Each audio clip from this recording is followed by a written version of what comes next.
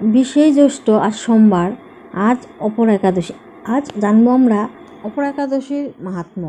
মহারাজ যুধিষ্ঠির শ্রীকৃষ্ণকে বললেন, হে কৃষ্ণ, জ্যৈষ্ঠ মাসের কৃষ্ণ পক্ষিয়া একাদশীর নাম কি এবং তার মাহাত্ম্যই বা কী? আমি শুনতে ইচ্ছা করি, আপনি অনুগ্রহ করে তা বর্ণনা করুন। শ্রীকৃষ্ণ বললেন, হে মহারাজ, মানুষের মঙ্গলের জন্য আপনি খুব ভালো প্রশ্ন করেছেন। বহু পুণ্য প্রদানকারী, মহাপাপ বিনাশকারী ও পুত্রদানকারী এই একাদশী অপরা নামেও খ্যাত। এই ব্রত পালনকারী ব্যক্তির জগতে সিদ্ধি লাভ হয়।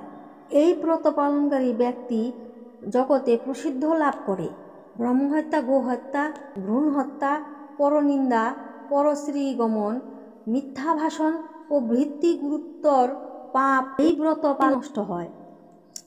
যারা মিথ্যা সাক্ষ্য দান করে, ওজন বিষয়ে ছলনা করে, শাস্ত্রে মিথ্যা ব্যাখ্যা প্রদান করেন, জ্যোতিষের মিথ্যা গণনা ও মিথ্যা চিকিৎসায় রত থাকে, তারা সকলেই নরক যাতনা ভোগ করে। এই সমস্ত ব্যক্তিরাও যদি এই ব্রত পালন করে তবে সমস্ত পাপ থেকে মুক্ত হয়। ক্ষত্রিয় যদি স্বধর্ম ত্যাগ করে যুদ্ধক্ষেত্র থেকে পালিয়ে যায় তবে সে ঘোরতর নরগামী হয়, কিন্তু সেও যদি এই ব্রত পালনে মুক্ত স্বর্গগতি লাভ করে। শিবরাত্রিতে কাশীধামে উপবাস করলে যে পুণ্য হয়, গয়াধামে বিষ্ণু পদে পশুদানে যে লাভ হয়। এই অপরাব্রত পাপরূপ বিষের কুঠার স্বরূপ।